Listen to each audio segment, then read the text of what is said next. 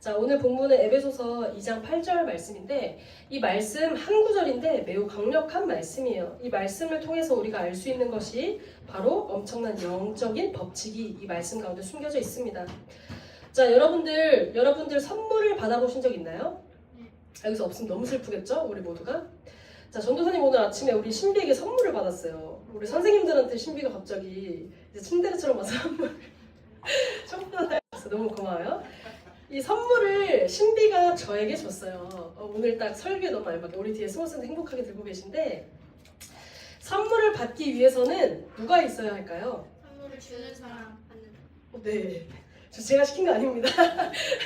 선물이 제대로 전달되기 위해서는 신비와 선생님들이 있어야 돼요. 우리 주는 사람인 신비와 받는 선생님들이 있어야 돼요. 그것처럼 근데 신비가 저에게 줬어요. 근데 제가 신비야 미안 나 청포사탕 좀 안 좋아해서 이러면 제가 받을 수 있을까요 없을까요? 신비가 매우 슬프겠죠. 아침부터 이렇게 열심히 준비해 왔을 텐데 선물을 우리가 줄 수는 있지만 항상 받아야 되는 건 아니에요. 받는 사람도 함께 그 마음에 응해야 선물이 완전하게 전달돼요. 자, 오늘 말씀을 보면 여기서 너희는 누구일까요? 우리. 그렇죠. 우리죠. 근데 여기 에베소서는 에베소에 있는 교회에 쓰여진 편지예요. 그러니까 교인들에게 쓰여진 편지예요. 믿는 사람들에게 대상으로 쓰여진 이 편지가 이제 편지에 대해서 이제 이렇게 말하고 있어요. 너희는 교인인 여러분은 은혜에 의해서 믿음으로 말미암아 구원을 받았습니다. 근데 이 믿음으로 말미암아 얻은 구원은 여러분에게서 난 것이 아니에요. 하나님의 선물이에요 라고 말하고 있어요. 이 말씀에서는 믿는 자들은 선물을 받았다고 말하고 있어요. 믿는 자들은 무슨 선물을 받았냐면 은혜에 의해서 믿음으로 말미암아 구원을 받았습니다. 구원이라는 선물을 여러분이 받았어요. 이것은 여러분이 스스로에게서 난 것이 아니라 하나님께서 여러분에게 주신 선물이에요 라고 말하고 있는 거예요. 구원이 선물이래요. 구원이 뭘까요? 자, 구원은 선물이래요. 구원은 뭐냐면 원어적인 의미로 이거예요. 구출하다, 해를 받지 않게 하다, 구하다, 죽음을 당하지 않게 하다. 근데 이 구원을 받기 위해서는 뭐가 전제되어야 할까요, 여러분? 지호야, 우리 지호가 좀 똑똑하잖아. 성적도 좀 잘 나오고. 지호가 생각할 때 이 구원이라는 게 선물이 되기 위해서는 뭐가 전제되어야 할까? 뭐가 필요할까? 뭐 먹고 있니 지금? 자, 그럼 우리 동생이 형이 좀 대답해 줄까요? 지연아, 이 구원이 선물이 되기 위해서 뭐가 전제해야 될까? 하나님의 은혜. 맞아, 맞는데 전도사님이 의미하는 건 그건 아니야. 자, 잘 볼게요. 자, 믿음 맞는데, 자 이제 너무 결론으로, 자 뒤에 선생님 원망하지 말고. 자, 볼게요. 구원이 선물이 되기 위해서 너무 쉬워요, 여러분. 하나님. 미안해요, 여러분 다 틀렸어요. 자, 전도사님 얘기 들어주세요, 그냥.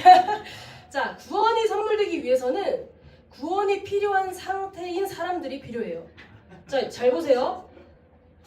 배가 고픈 사람이 있고 밥을 너무 많이 먹어서 진짜 배가 너무 아픈 사람이 있어요. 제가 한 끼를 너무 맛있게 차렸어요. 이것이 진짜 선물이 되는 사람은 누구한테 선물이 될까요? 배가 고픈 사람, 배부른 사람은 아유 감사합니다 하지만 와 진짜 이거 또 먹어야 되네? 이 생각을 하겠죠. 근데 이게 진짜 너무 감사하고 절실한 선물로 받을 수 있으려면 이것이 필요한 상태에 노출되어 있을 때 이게 진짜 참된 선물이 되는 거예요.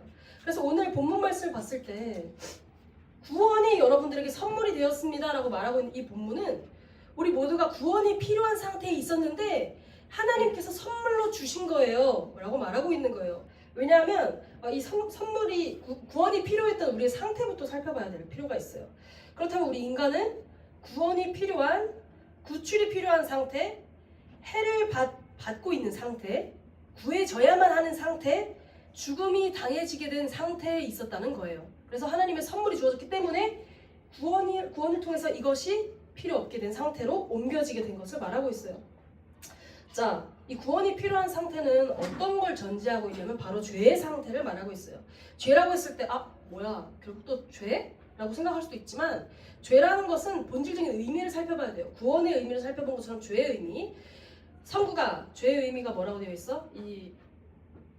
저기 하마르티아 밑에 관역에서 벗어나다. 죄의 원어적인 의미는 관역에서 벗어나는 것을 의미해요. 어떤 관역에서 벗어났길래 이것을 죄라고 칭하게 되었을까? 죄라고 말했을 때 한국적인 감정으로는 죄? 막 극악무도한 거 생각하지만 죄의 본성, 그 극악무도하든 뭐든 크고 작은 모든 죄들의 본성은 여기서부터 시작되는 거예요. 자, 하나님께서 이 인간을 창조하셨어요. 인간에게 필요한 모든 것들을 다 창조하시고 마지막에 인간을 창조하셨어요. 그리고 그 인간에게 이 피조 세계를 누릴 수 있는 권세를 주시고 왕으로서 이 땅의 신적 권세를 부여하셨어요. 그래서 하나님처럼 이 땅에서 왕처럼 누리도록 살게 하셨어요. 그리고 심지어 하나님께서는 이 축복의 관계, 이 축복의 이 모든 것들을 강제하시지 않았어요. 좋은 것마저도 이 좋은 것을 강제하시지 않고 이 좋은 게 싫다면 언제든지 다른 것을 선택할 수 있는 어떤 장치, 이것을 선택하는 것이 너의 자유에 의해서 되는 거라는 것을 하나님께서 그 장치를 마련하셨어요. 그것이 바로 선악을 알게 하는 나무의 열매 동산 위에 두신 것입니다. 그것을 통해서 증명된 것은 하나님께서 우리에게 주신 것은 모든 좋은 것과 축복뿐만 아니라 자유의지까지도 주셨다는 거예요. 이 자유의지는 하나님께 속해 있던 거예요. 근데 그것을 우리에게 동일하게 주신 겁니다. 자, 그런데 이 영원한 사랑이시고 빛이시고 영이신 하나님과 함께 살고 주신 것을 누리면 되는 그 상황에서 인간은 하나님보다 높아지기 위해서 선악을 알게 하는 나무의 열매를 먹습니다. 선악을 알게 하는 나무의 열매를 먹는 그 과정을 창세기에 보면 잘 나와 있어요. 저것을 먹으면 하나님처럼 될 거야. 그 말을 듣고 먹은 거예요. 하나님이 주신 것들을 배신해서 하나님보다 높아지기 위해서 그것을 먹습니다. 그로 인해서 하나님과의 관계가 끊어지게 돼요. 하나님과 바르게 있던 관계성, 방향성이 끊어지게 되는 거예요. 거기서부터 죄가 시작된 겁니다. 관역에서 벗어나게 된 거예요. 그래서 죄인이 된 거예요. 자, 그래서 죄는 다른 것이 아니라 근원적으로부터 우리를 사랑하시는 하나님으로부터 멀어지는 스스로의 교만을 택한 것이 바로 죄인 거예요. 자, 우리 로마서 6장 23절 같이 읽겠습니다. 시작. 죄의 삭은 사망이요 하나님의 은사는 그리스도 예수 우리 주 안에 있는 영생입니다. 네, 이거는 정죄하려고 나온 말씀이 아니에요. 너 죄 지었어? 너의 끝은 사망이야. 으이그. 이런 의미가 아니에요. 죄는 반드시 사망이 따르는 거야 라고 설명해 주는 거예요. 사실관계를 말해주고 계신 거예요. 사실관계를 밝혀주고 계신 거예요. 이것은 하나님께서 첫 아담에게도 말씀하셨어요. 선악을 알게 하는 나무 저걸 먹으면 반드시 죽게 될 거야. 시작 때도 말씀하셨고요. 이후에 일어난 이후에도 이것에 대해서 다시 한번 규명해 주셨어요. 죄의 싹은 사망이야. 근데 하나님의 은사, 하나님의 선물은, 은사는 선물이라는 뜻이에요. 예수 그리스도 안에, 우리 주 안에 있는 영생이야. 이것은 사실을 말하고 있어요. 인간이 하나님으로부터 멀어져서 교만으로부터 그 교만 때문에 하나님과의 관계가 끊어졌어요. 죄를 범하게 됐어요. 죄인이 되었어요. 그래서 죄인이 된 인간에게 주어진 것은 죄의 싹신 사망이 주어지게 되었어요. 근데 하나님께서는 인간을 사랑하세요. 이 죄를 짓고 하나님을 배신하고 이 당시에 아담은 어떤 상태였냐면요, 여러분. 하나님의 형상을 온전히 닮은 상태였어요. 그렇기 때문에 지식에 있어서도 지혜를 가지고 있었고 선이 무엇인지 알고 있는 상태였어요. 무엇이 선한 것이고 무엇이 하나님께 속한 것인지 분명하게 알던 상태였어요. 아, 나 좀 전에 창조돼서 잘 모르지만 노력해볼게요 하나님, 이게 아니었다는 거예요. 좀 전에 태어나서 잘 모르지만 열심히 하나님 믿어볼게요, 이 수준이 아니었다고요. 완전하게 창조된 상태였어요. 그렇다면 그의 선택은 완전한 배신이었다는 거예요. 이해되십니까, 여러분? 우리가 그거를 염두에 돼요. 여러분과 같이, 저와 같이 선택에 있어서 생각하는 거에 결함이 있던 상태가 아니라는 거예요. 무엇을 선택하든 그것은 완전한 지혜로부터 결정된 거였어요. 하나님을 배신하고 저것을 먹으면 죽음이 있다는 것, 사단 앞에서는 그런가 했겠지만 그는 분명히 알고 선택한 거예요. 하나님을 배신하는 것을 완벽하게 알고 선택한 거예요. 그렇기 때문에 진짜 관역에서 벗어난 게 맞아요. 그런데 하나님께서는 이 인간을 사랑하셔서 이 부러진 관계, 죄로 인해서 끊어진 관계를 회복하길 원하셨어요. 그래서 죄인이어서 죽음에 이르게 된 우리를 위해서 죄로부터, 죄의 결과는 사망이기 때문에 죽음을 당하지 않게 하기 위해서 구원을 선물로 주셨어요. 이제 우리에게 필요한 것이 구원이라는 선물이라는 걸 이해되시나요, 여러분? 자, 이제 좀 보겠습니다. 에베소서 2장 8절 함께 읽겠습니다. 시작. 너희는 그 은혜에 의하여 믿음으로 말미암아 구원을 받았으니 이것은 너희에게서 난 것이 아니요 하나님의 선물이라. 그래서 이 말씀이 맞는 말이 되는 거예요. 우리가 지금 구원이 필요한 죄인의 상태였던 여러분에게 하나님께서 은혜에 의하여 믿음으로 말미암아 구원을 선물로 주셨어요. 여러분들이 이 구원이 선물이 된 이유는 여러분들에게 구원이 정말 필요했기 때문이에요. 이것은 하나님께서 주신 선물입니다 라고 말하고 있어요. 오늘 이 예배도 하나님께서 여러분에게 주신 선물이에요. 근데 이 선물은 주는 사람은 있지만 받는 사람이 받지 않으면 그냥 주어지지 않는 선물이에요. 여러분들이 예배를 드릴 때에도 무엇을 하든지 선물은 일방적이지만 한편으로 쌍방적이에요. 일방적으로 대가 없이 주어지는 것이지만 받는 사람이 감사로 받을 때만 취할 수 있는 거예요. 자, 예배의 태도를 그렇게 하기를 축복합니다. 자, 빌립보서 2장 6절 8절 보겠습니다. 여기서 그는 예수 그리스도를 말하고 있어요. 그는 근본이시래요. 하나님의 본체이신데 하나님과 동등하신데도 불구하고 하나님과 동등할 것으로 스스로 여기시지 않으셨대요. 그렇게 여기셨으면 이 땅에 못 오셨겠죠. 스스로 겸손하여서 낮아지셔서 하나님의 본체인 그 모습을 비우시고 종의 형체, 죄로 인해서 사망의 종이 된 인간의 모습으로 이 땅에 오셨어요. 그래서 사람과 같이 되셨다고 말하고 있어요. 그래서 사람의 모양으로 자기를 낮추시고 신이신데도 불구하고 죄의 종이 된 인간의 모습을 낮추시고 죽기까지 복종하셔서 하신 것이 십자가에 못 박혀 죽으신 거예요. 예수님 왜 이렇게 낮아지셔야 했었냐? 이 인간의 죄의 싹은 인간이 감당해내야 되기 때문에 그렇습니다. 그래서 예수 그리스도 신이신 분께서 인간의 모습대로 인간의 죄의 형량을 감당하시기 위해 인간으로 오셨어요. 자, 그래서 이 구원은 우리가 예뻐서 주어진 게 아니라 하나님이 사랑하셔서 일방적으로 주어진 선물입니다. 우리가 죄인 되었을 때 주어진 선물이에요. 우리가 예뻐서 의인이어서 사랑받을 만해서 주어진 게 아니라 하나님이 그냥 사랑하셔서 죄인이지만 이 관계를 회복하시기 위해 주셨다라는 선물입니다. 이 선물은 어떻게 주어지냐면 은혜로 주어집니다. 에베소서 2장 8절에 보면 너희는 그 은혜에 의하여, 여기서 은혜의 뜻은 호의, 선물, 자비, 자선을 의미해요. 호의, 선물, 자비, 자선은 공통점이 한 가지가 있어요. 뭐죠? 주는 거고, 그 줄 때 어떤 거죠? 이거는 조건을 바라지 않는 거예요. 여러분도 호의를 베풀 때 내가 오늘 예은이 칭찬 10개 하면 예은이 적어도 나한테 2개는 해주겠지? 이게 호의일까요? 이건 계산이에요. 계산. 내가 은결이 좀 이따 안경 닦아주면 나중에 와서 은결이 나한테 뭐 선물 하나 주겠지? 이런 생각. 안경이 더러워서 한 말 아니에요. 생각나서. 자, 호의, 자비, 선물, 자선은 뭔가 바라고 하는, 대가를 바라고 하는 계산이 아니라는 거예요. 절대 받을 수 없어도, 내가 돌려받을 게 없어도 주는 것이 바로 이것이에요. 이것이 바로 은혜예요. 그렇다면 하나님께서 하나님의 은혜에 의해서 왔대요. 목적은 이거예요. 구원의 목적, 구원의 의도된 바는 하나님의 호의, 선물, 자선이에요. 하나님의 사랑이 의도되어서 일방적으로 주어졌다라는 의미예요. 자, 근데 은혜에 의해서 우리에게 주어지는 것이 구원이래요. 근데 이것을 어떻게 받냐면 믿음을 통해서 받는다고 말하고 있어요. 주어지는 것은 하나님 편에서 그냥 선물이에요. 신비가 선생님들 사랑해서 청포도 사탕을 줬어요. 이건 신비의 호의, 선물, 자비, 자선이에요. 근데 이것을 받으려면 선생님들이 받아야겠죠. 미안, 이거 내 스타일 아니라서. 이렇게 하면 못 받는 거예요. 제 스타일이에요. 고마워요.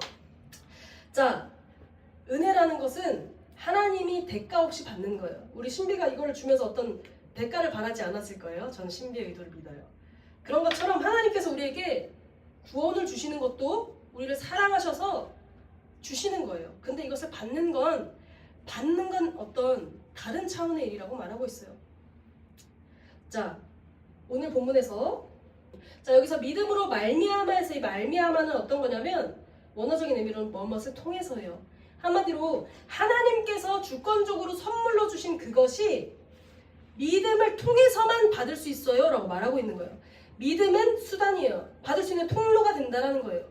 믿음 없이는 이 은혜가 아무리 주어져도 받을 수가 없어요 라고 말하고 있어요. 이건 어떤 거냐면 저 선생님 예시를 들어줄게요. 아까 기도 때도 얘기했지만 밖에서 비가 내려요. 모든 사람한테 똑같이 모든 사람 똑같이 비를 맞아요. 맞나요? 자, 다 우산이 없다 생각해보세요. 자, 나는 집안에 있으면 안 맞을 것 같은데 이런 생각 하지 말고 자, 융통성 있게 전도사님 설명을 잘 들어보세요. 모두 우리 다 같이 우리 야외 예배를 드리러 갔어요. 우리 하소가 아무도 우산을 준비하지 않았어요. 근데 비가 내리기 시작해요. 근데 주변에 피할 곳은 한 곳도 없어요. 그럼 비는 똑같이 모두에게 내려요. 똑같이 주어져요. 이것은 은혜의 개념이에요. 모든 사람에게 똑같이 내려요. 그런데 그 물이 예를 들어서 금이 섞인 비라고 생각해보세요. 완전 꿀이죠. 한 번에 부자가 될 수 있어요, 여러분. 자, 근데 비가 내리기 시작했는데 우리가 예배했더니 하나님께서 금비를 막 내려주시기 시작하죠.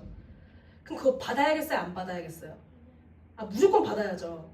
자, 근데 그 금비를 내려주시는 것을 받는 것은 우리 각자가 받는 거예요. 내가 준비한 그릇만큼 받는 거예요.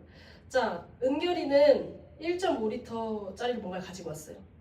근데 전도사님 예를 들어 종이컵만 가져왔어요. 그럼 받는 양이 같을까요? 적을까요?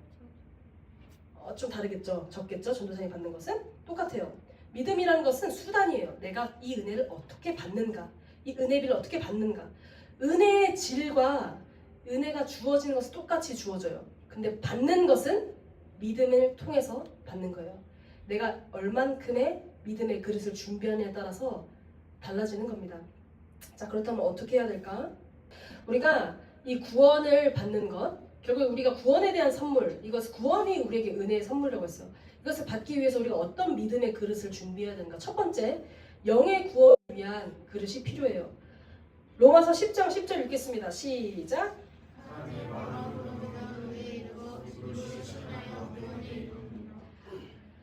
하나님과의 관계가 끊어진 인간의 상태가 우리에게 노출되었어요. 그런데 죽음이 있게 되었어요. 이 죽음은 육신의 죽음뿐만 아니라 영적인 죽음, 영의 생명이신 하나님과 끊어진 그 죽음을 말하고 있어요. 그 사람이 한 사람이 태어나서 살다가 영이 죽은 상태로 살다가 구원을 받지 않고 구원을 받는다는 것은 믿음으로 받는 거죠. 똑같이 모두에게 주어져 있는데 받지 않는다면 그것은 영원한 죽음으로 이어지게 되어 있어요. 그렇기 때문에 첫 번째 우리 인간에게 필요한 것은 이 믿음을 어떤 것에 활용해야 되는 첫 번째 영의 구원을 위해서 사용해야 합니다. 믿음이라는 통로는 마음으로 믿고 입으로 시인할 때 주어져요. 우리가 예수 그리스도에 대한 소식을 들었어요. 예수님이 우리의 구원자시래. 예수님이 아까 들어보니까 우리가 죽어서 지옥 가는 게 마땅한 건데 예수님이 대신하셔서 난 지옥 갈 필요가 없대. 그 예수님만 믿는다면. 예수님 나 대신 한 것만 믿는다면 나는 지옥 안 가도 된대. 이것을 믿고 마음으로 믿어지고 그렇구나. 예수님이 내 구원자세요. 라고 시인하는 것, 인정하는 것을 한다면 영의 구원은 약속되어 있다고 말하고 있는 거예요. 우리가 언제 이것을 신뢰할 수 있을까요? 그렇다면 믿어져야 이것을 고백할 거 아니에요? 사람이 신뢰가 생기는 것을 좀 생각해봤으면 좋겠습니다. 성국이는 언제 신뢰가 생기니? 사람과의 관계에서 깊은 고민에 빠졌구나. 우리 예은이가 어떤 사람과 신뢰 관계를 맺을 때 어떻게 하면 신뢰가 생기나요? 사람한테서? 맞아요. 우리 모두는 누군가를 관계할 때 이 사람이 말한 말과 행동이 일치될 때 이 사람 좀 자기가 그래도 말한 대로 사는 사람이구나. 이런 믿을만 하네? 라는 생각을 해요. 동일해요. 우리가 하나님에 대한 믿음이 생기는 것도 들은 것이 행해졌을 때 믿을 수 있어요.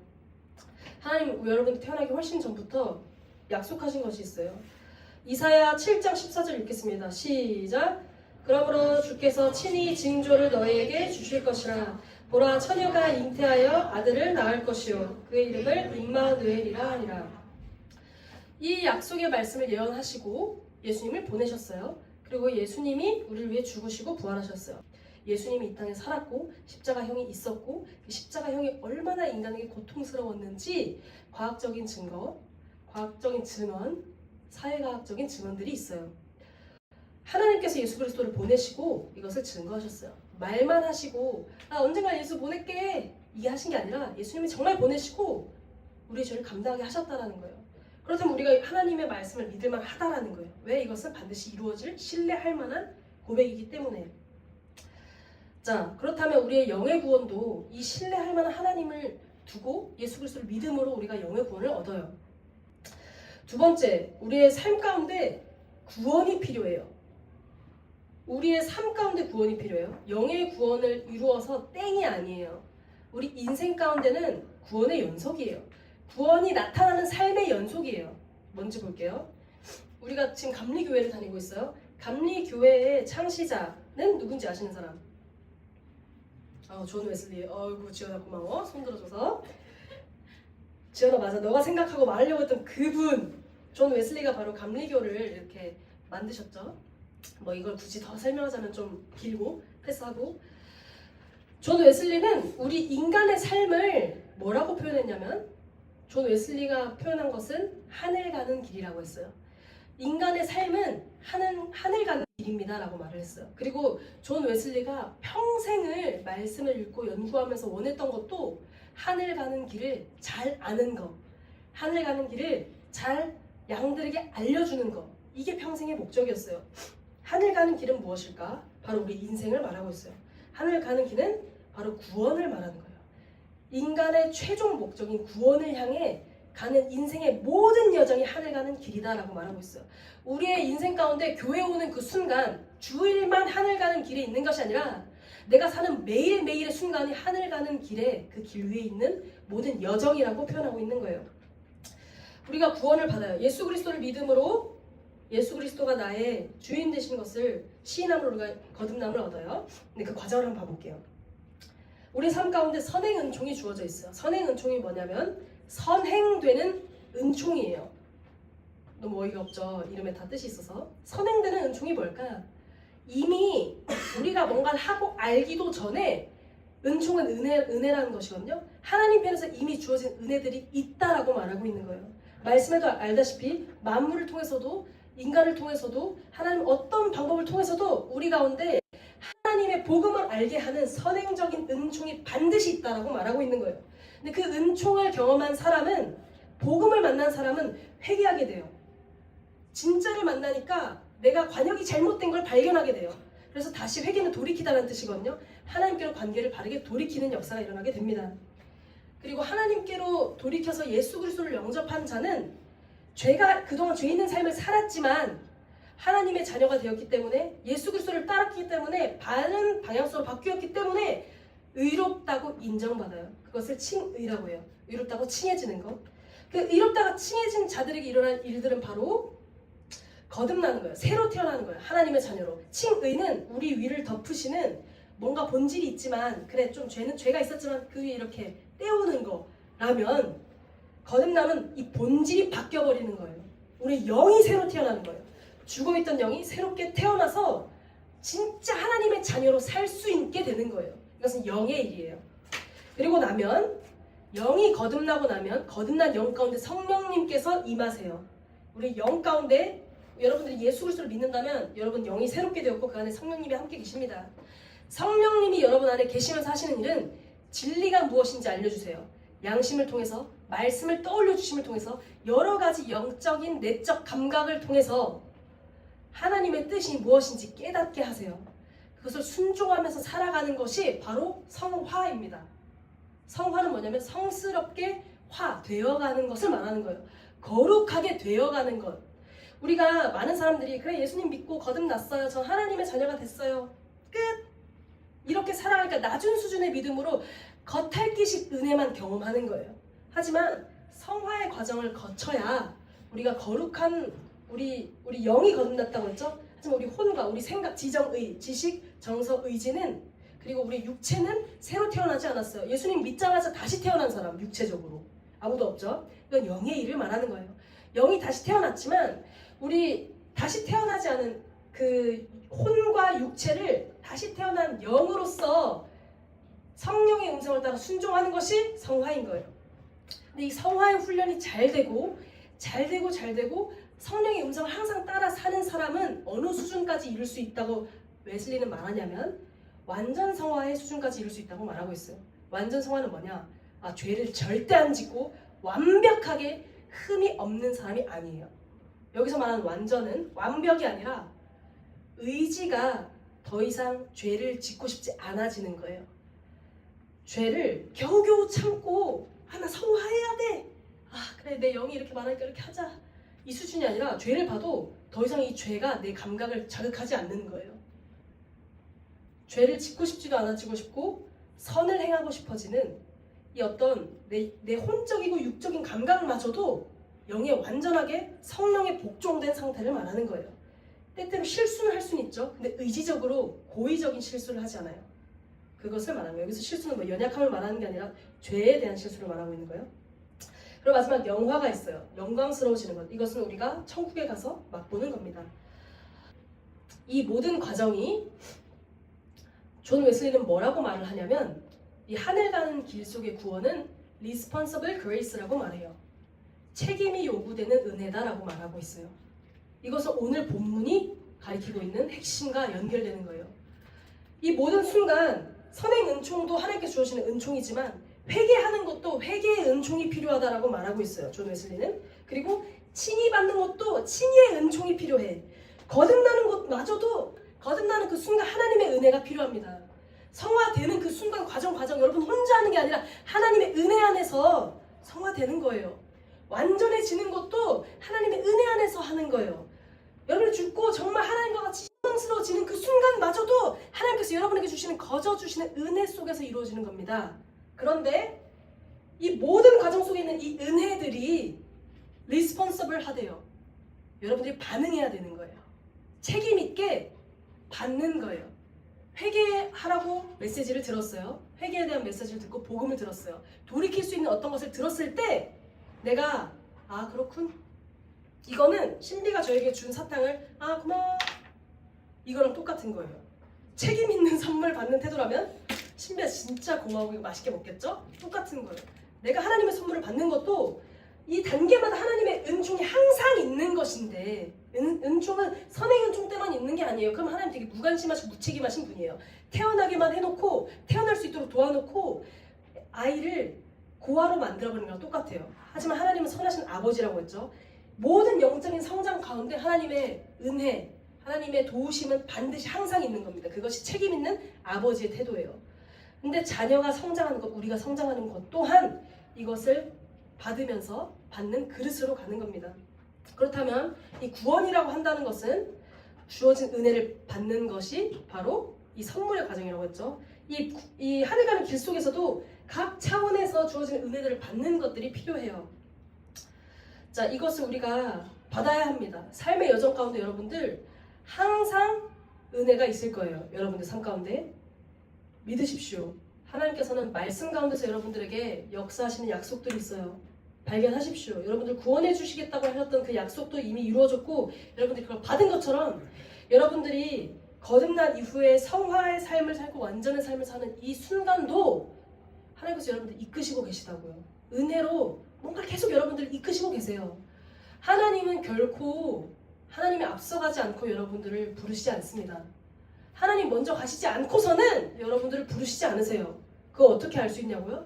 태초에 여러분들을 만들 때에도 하나님 먼저 계셨고 하나님이 여러분들의 인간에게 필요한 모든 것을 창조한 후에 인간을 만들었어요. 하나님 항상 그러시는 분이십니다. 여러분들 어딘가에 부르시고 폴링하시는 분이시라면 하나님 먼저 계신 거예요. 먼저 예비하신 게 있는 거예요. 그것 가운데 여러분이 가는 거예요. 근데 그것을 예비하는 것을 보고 느끼고 깨닫고 받는 거는 여러분들의 믿음의 크기만큼 발견할 수 있는 거예요. 여러분들의 믿음이 없어서 못 봐도 하나님 은혜는 계속 존재하는 겁니다. 하지만 여러분이 받는 거, 누리는 거는 받는 거예요. 그 믿음이 가능하게 하는 겁니다. 자, 말씀 읽겠습니다. 시작! 복음에는 하나님의 의가 나타나서 믿음으로 믿음에 이르게 하다니 기록된 바 오직 이는 믿음으로 말미암아 살리라 함과 같으니라. 이 말씀 너무 오늘 본문에 나온 문어랑 똑같은 게 있어요. 믿음으로 말미암아. 자, 복음에는 그리스도의 말씀이 바로 복음이에요. 기쁜 소식, 우리에게 기쁜 소식이 되는 것. 이 복음에는 하나님의 의가 나타난대요. 하나님의 거룩함, 하나님의 능력이 나타나서 믿음에서 믿음으로 이르게 한대요. 첫 번째 믿음은 우리가 구원받는 믿음이에요. 두 번째 믿음은 우리가 살면서 하늘 가는 길 속에서 우리가 맛보고 성장하는 믿음을 말해요. 믿음은 반드시 성장해야 되는 거예요. 성장할 수 있는 성장력이 있는 잠재되어 있는 것이에요. 믿음에서 믿음에 이르게 하는 것인데 이것이 왜 필요하냐면 왜 우리 가운데 구원받는 믿음에서 살아가면서 성장하는 믿음으로까지 연결되게 하는 것이 필요하냐면 이게 왜 복음의 그 능력이냐면 의인은 믿음으로 살아야 되기 때문에 그렇습니다 라고 말하고 있는 거예요. 말미암아가 아까 통해서라고 했죠. 의인, 죄인에서 예수 그리스도를 믿음으로 칭의받은 의인들은 믿음을 통해서 살아야 합니다. 믿음의 방법으로 살아야 합니다 라고 말하고 있는 거예요. 여러분들의 삶의 방법, 삶의 가이드가 이 말씀에 나와 있어요. 여러분은 믿음으로 살아야 돼요.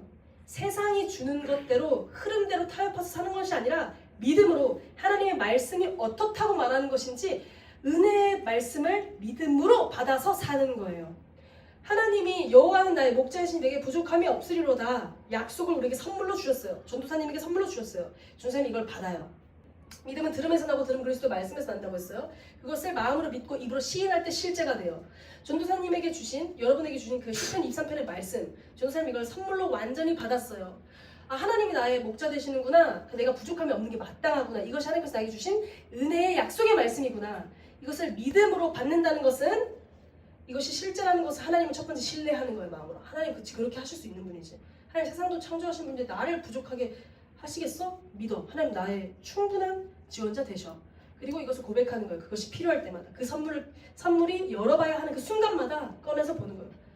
전도사님이 항상 여러분한테 말했듯이 뭐 이제 대회를 나가거나 이제 뭐 회장이 되거나 아니면 최근까지도 재정이 필요할 때도 하나님 앞에 구할 때 하나님 저는 하나님의 자녀이기 때문에 전 부족함이 없어요. 그러면 갑자기 무슨 일이 일어나는 줄 아십니까 여러분? 갑자기 장학금이 들어옵니다. 갑자기 여러분들이 보고 내일부터 가면 장학금 여러분들의 믿음을 은혜로 받으시길 축복해요. 전도사님 진짜 돈이 필요한 시즌이 있었어요. 진짜 최근에도 장학금이 계속 들어와요. 구하기만 한다면.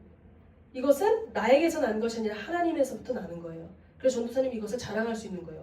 전도사님이 이걸 자랑스럽게 말하는 것은 내가 받은 선물이 분명하기 때문에 그런 거예요. 그렇게 사용하는 겁니다. 이 구원의 약속의 선물은. 근데 이 믿음은 바로 우리가 은혜를 받는 거지만 이 은혜를 받기 위해서는 이 믿음이라는 것은 결국 우리의 영적인 센스를 좌우하는 거예요. 들은 만큼, 말씀을 들은 만큼, 믿음은 들음에서 난다고 했어요. 말씀을 들은 만큼 이 센서가, 영적인 센서가 활발하게 되는 거예요.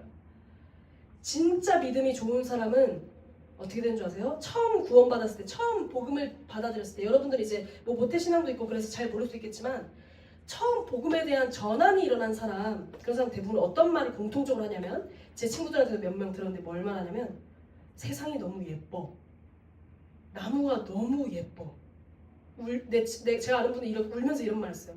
그동안 한 번도 나무가 예쁘다고 생각해 본 적이 없는데 이제 보니 세상이 너무 아름답네? 라고 얘기를 해요. 은혜의 눈이 열렸을 때 나에게 이미 주어져 있던 그 선물들이 무엇인지 보게 되는 거예요. 이것은 믿음으로 보는 거예요. 하나님이 나를 얼마나 사랑하시면 이 아름다운 나무를 나에게 주셨지? 하나님 나를 얼마나 사랑하시면 지금 이 순간도 나를 숨쉬게 하시지? 하나님 나를 얼마나 사랑하시면 나의 부모님을 주셨지? 하나님 나를 얼마나 사랑하시면 지금도 건강하게 나를 이끄시고 계시지? 이것을 깨달을 수 있게 돼요. 이것이 믿음이 성장하는 거예요. 진짜 영적인 센서, 이 은혜를 믿음으로 받는 사람은 삶 가운데서 감사가 넘칠 거예요. 자, 잘 보십시오. 여러분들 신앙이 좋은 사람들을 생각해 보세요. 자, 어떤 사람이 두 명이 있어요. 한 사람은 매번 불평을 해요. 컵 마시다가 물 좀 흘렸어. 아이씨. 짜증나. 이런 사람이 한 사람이 있어요. 마시다가 물을 흘렸어요. 바지 안 젖어서 다행이다. 감사합니다. 좀 이상한 사람 같나요? 정상적인 사람을 찾는 게 아니라 둘 중에 여러분들이 굳이 뽑자면 이 한 장면만 보고 판단을 해보자면 어떤 사람이 신앙이 더 좋은 사람인 것 같습니까? 두 번째죠. 조금 비정상 같아 보일 정도로 긍정회로를 돌리고 있는 그 사람인 것 같죠? 똑같아요. 믿음이 좋은 사람은 감사가 넘쳐나요. 왜? 영적인 센서로 계속해서 하나님의 은혜를 주목하고 있기 때문에 부정적인 것을 주목하는 것이 아니라 하나님 나에게 주신 은혜를 주목하기 때문에. 자, 여기서 여러분들에게 제안하고 싶은 것이 한 가지가 있습니다. 여러분 모두에게 똑같이 은혜가 주어져 있어요. 근데 여러분들의 삶 가운데 지금 감사를 잃은 사람이 있다면 감사가 내가 감사의 고백보다 불평의 고백이 좀 많다? 그럼 여러분들의 믿음을 점검하실 때입니다. 나 믿음이 없다. 이거 말고 내가 믿음을 다시 믿음에서 믿음으로 성장시켜야 되는 시즌이구나. 믿음을 성장시키는 것은 들음에서는 안 돼. 그 들음은 말씀이래. 말씀에 내가 노출이 부족했구나 라는 계산이 돌아가야 돼요. 전도사님도 똑같아요. 이것을 준비하면서 전도사님이 얼마나 감사를 이뤘는지 보게 됐어요. 내가 진짜 감사해야 될 것들이 넘쳐나는데 감사가 아니라 자그마한 불평 하나를 주목하고 있는 저를 발견했어요, 여러분. 그래서 여러분들이 감사를 찾길 축복해요. 감사를 찾는다는 건 뭐냐면 하나님께서 이미 주신 은혜의 선물들을 믿음으로 받기로 결정한다라는 거예요. 그런 여러분들 되게 축복합니다. 전도사님 오늘 아침에 자 마지막 한 가지 얘기를 하기 전에 이 말씀을 읽고 가겠습니다. 히브리서 4장 16절 자 같이 읽겠습니다. 시작. 그러므로 우리는 국률하심을 받고 때를 따라 돕는 은혜를 얻기 위하여 은혜의 보좌 앞에 담대히 나아갈 것이니라. 우리는 하나님의 긍휼하심, 긍휼은 사랑으로부터 비롯되는 거예요. 부재가 있구나, 도와줘야겠다. 이게 긍휼이에요. 우리의 부재를 보시고 사랑으로 채우시기로 하신 그 하나님, 이 하나님의 사랑을 받고 하나님은 어떻게 이 은혜를 주시냐면 때를 따라 주십니다. 아까 존 웨슬리의 그 하늘 가는 길, 이 모든 때, 우리 인생에 각 때가 있어요. 슬플 때가 있고 기쁠 때가 있어요. 성장해야 될 때가 있고 잠시 멈춰야 하는 때가 있어요. 말해야 하는 때가 있고 입을 다물어야 되는 때가 있어요. 친구를 위로해줘야 될 때가 있고 권면해야 될 때가 있어요. 우리 모든 삶에는 다 때가 계속 이어지고 있어요. 그런데 하나님께서 때를 따라 은혜를 주시겠다고 하셨어요. 여러분들의 삶 가운데 지금 위로가 필요한데 권면하시는 분이 아니라고요. 도전해야 되는 격려가 필요한 때 쉬어도 되라고 하시는 분이 아니라고요. 때를 따라 여러분들을 인도하십니다. 믿으십니까 여러분? 때를 따라 돕는다. 무슨 말이냐면 뭐가 또 전제되어 있냐면 때에 앞서서 이것을 당기신다는 거예요. 먼저 앞서가셔서 뭐가 필요한지 보신다는 거예요. 여러분들 대학 가고 싶다고 대학 가고 싶죠? 다 좋은 대학. 여러분들이 기대하는 그 대학에 1년 전에 먼저 간 선배가 여러분들을 도와줄 수 있어요. 그것처럼 먼저 가보고 아는 사람이 도와줄 수 있는 거예요. 하나님은 그곳에 먼저 가 계십니다. 여러분들이 도움 필요한 그 앞선 그곳에서 여러분들을 먼저 선행하셔서 항상 선행 은총적으로 여러분들을 도우고 계십니다. 그것을 믿음으로 받는 거예요. 여러분 앞으로 믿으시겠습니까? 진짜로 믿으시겠습니까 여러분? 믿음은 결정이에요. 여러분 진짜 믿음은 여러분이 결정하는 거예요. 신비의 선물을 내가 받기로 결정하듯이 선물은 일방적이지만 한편으로 쌍방적이에요. 받지 않으려고 하면 안 받을 수 있어요. 표면적으로는 받을 수 있겠지만 뒤로 가서 내가 안 받을 수도 있다고요. 진짜로 내가 받고 누리는 거는 내가 결정해서 하는 거예요. 근데 그것마저 하나님께서 그 순간도 도우실 거예요. 여러분들이 정말 믿는다면. 자 이제 고백하고 마칠 건데 전도사님 한 사람 이야기만 하고 이제 마무리할게요. 같이 일어나 볼까요? 일어나서도 들을 수 있죠? 우리 성화쌤 혹시 반주 한번 해주시나요? 전도사님이 마지막으로 여러분이 잘 아는 사람을 조금 얘기해 볼까요? 자, 박보검 아시나요? 너무 갑자기 뜬금없네. 전도사님 아침에 이제 뭐 좀 씻고 준비하고 막 하면서 되게 뜬금없이 박보검 씨의 이야기를 보게 됐어요. 박보검 씨의 인상이 정말 인상이 파란만장하더라고요. 박보검 씨가 15살 때 일어난 일이에요. 여러분들의 시즌 가운데. 박보검 씨는 모태신앙인 것 같아요. 이름도 보배로운 검이거든요. 뭐 이제 박보검 씨가 이제 그 뭐 2단 12도 있고 막 이런 게 있었지만 이제 뭐 그건 잘 모르겠어요. 저 어떻게 된 건 잘 모르겠고 지금은 이제 잘 인증된 좋은 교회를 다니고 계세요. 자 그건 다 필요 없고 박보검 씨를 향한 하나님의 선행 은총적인 것을 좀 집중해서 좀 봐보고 싶다는 생각이 들었어요 오늘. 박보검 씨가 여러분 또래 15살 때 무슨 일이 있었냐면 아버지인가 할아버지가 큰 빚을 졌어요. 너무 많은 빚을 져가지고 큰 빚을 질 때 항상 따라오는 게 뭐냐면 보증이라는 게 따라와요. 근데 아버지인 것 같아요. 아버지가 빚을 졌을 때 보증인을 누구로 세우냐면 15살짜리 박보검 씨를 세워요. 그 결과가 어떤 일이 일어나냐면 박보검 씨가 22살 이제 인생을 막 시작하는 그때에 파산을 신청하게 돼요. 파산하게 돼요. 파산 신청하게 되면 경제적인 활동을 못하게 돼요. 돈을 벌어도 이렇게 이제 더 이상 빚을 그 파산의 뜻은 더 이상 나는 빚을 갚을 능력도 되지도 않아요. 빚도 못 갚아요가 돼버린 거예요. 근데 박보검 씨가 이제 그 이후에 그 전에 좋은 작품을 만나서 그 일 이후에 좋은 작품을 만나서 돈도 많이 벌고 군대 다녀와서 지금도 더 흥행하고 잘 살고 계시죠? 근데 이제 사람들이 그래서 박보검 씨의 과거를 이렇게 살펴봤더니 그 22살 때 파산했을 때 인생이 어떻게 보면 우리가 일반적인 사회 봤을 때 와 씨 인생 망했네 시작해보기도 전에 아빠가 발목 잡았네 이런 생각이 들 거예요. 그런데 박보검 씨가 그 시즌에 뭘 했냐면 자신은 파산하고 있는 그 시즌에 고아원에 가서 항상 보육원에 가서 봉사를 했다고 하더라고요.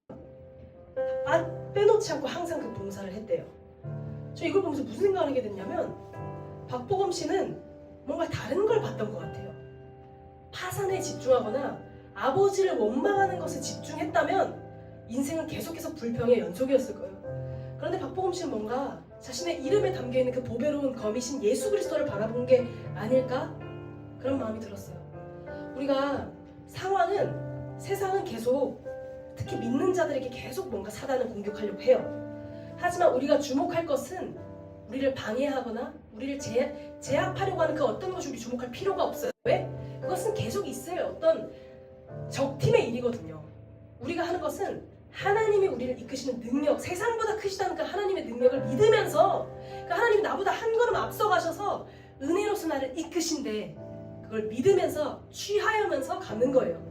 우리 인생에 많은 과정들이 있다고 했어요. 근데 그 과정 모든 순간마다 때를 따라 돕는 하나님의 은혜가 있어요. 여러분 믿지 않아도 미안하지만 믿지 않아도 그건 사실이에요. 전도사님 그 말은 꼭 하고 싶어요. 여러분 저 못 믿겠는데요? 필요 없어요. 믿었으면 좋겠지만 여러분이 안 믿는다고 해도 하나님의 선하심은 변하지 않는다고요. 하나님 여러분 이끌고 계세요. 믿지 않는다고 느끼고 있는 그 순간에도 하나님 여러분을 향한 믿을 수 있도록 돕는 은혜를 베풀고 계세요. 전도사님이 여러분들을 담당하고 있기 때문에 제안 드리고 싶은 거는 믿으세요. 결정이에요. 우리는 항상 믿음에 따른 결정의 삶을 살고 있어요. 여러분 모두는 여러분이 믿고 있는 것을 선택하고 그 선택을 따라가고 있어요. 과학적으로 우리가 반복적으로 노출된 어떤 말들, 좋은 글귀를 내가 믿는 것은 전두엽에 새겨진대요. 전두엽에 새겨지면 어떤 게 일어나면 장기적으로 우리의 인생 가운데 이끄는 방향성화 된대요. 하나님께서 이것을 왜 주셨어요? 왜 전두엽의 능력을 주셨을까요? 믿음의 말씀을 계속 반복적으로 들었을 때 우리 인생의 방향성이 결정되는 구조가 우리의 몸에 이미 있어요.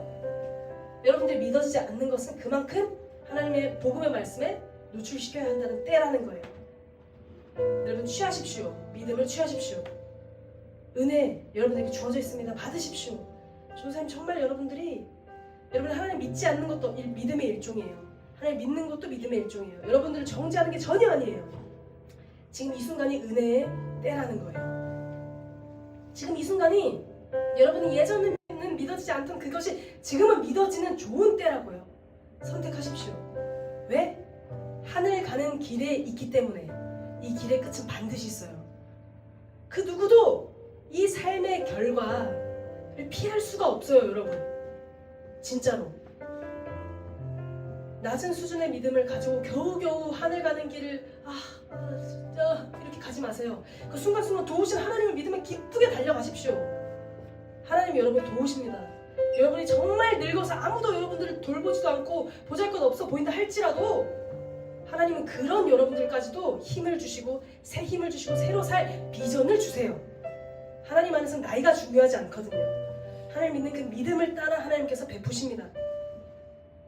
여러분에게 동일하게 주신 하나님의 은혜를 믿으십니까? 세상 사람들도 똑같아요. 여러분들에게만 주어진 게 아니에요. 똑같이 모든 사람에게 주어졌는데 그걸 보는 눈이 없어서 받지 못하는 거예요. 그 믿음의 눈을 키워주세요. 그것을 위해서 우리가 전도하고 선교를 하는 거예요. 영혼들에게 그 믿음의 그릇을 키워주기 위해서 알려주는 거예요. 여러분만 하지 마시고 여러분도 하시고 그 은혜의 비가 흘러내려서 자신의 옷을 적시고 있는데 그것도 모르고 있는 그 사람에게 알려주세요. 우리 같이 기도하겠습니다. 기도할 때 우리 이거 고백을 선포하고 같이 기도할 건데 양옆에 있는 사람 신경 쓰지 마세요. 신경 쓰는 순간 뭔 줄 아세요? 지금 나에게 흐르는 비 이렇게 들고 있다가 하면서 이렇게 놓쳐버리면 똑같아요. 사람 신경 쓰지 마세요. 하나님만 신경 쓰세요. 이번에 이 고백 선포하고 우리 같이 기도하겠습니다. 선포하겠습니다. 시작. 하나님은 나에게 영원한 생명과 삶의 모든 필요를 선물로 채워주신 분이십니다. 나는 은혜의 선물인 구원을 믿음으로 말미암아 받은 것 같이 나의 일생 가운데 주어지는 은혜의 모든 선물들을 믿음으로 받습니다. 하나님이 아버지 되셔서 앞서가시고 예비하심으로 나는 부족함이 없습니다. 그래서 나는 믿음의 장성한 분량까지 성장할 것이며 감사로 인생을 채울 것입니다. 우리 같이 기도하겠습니다.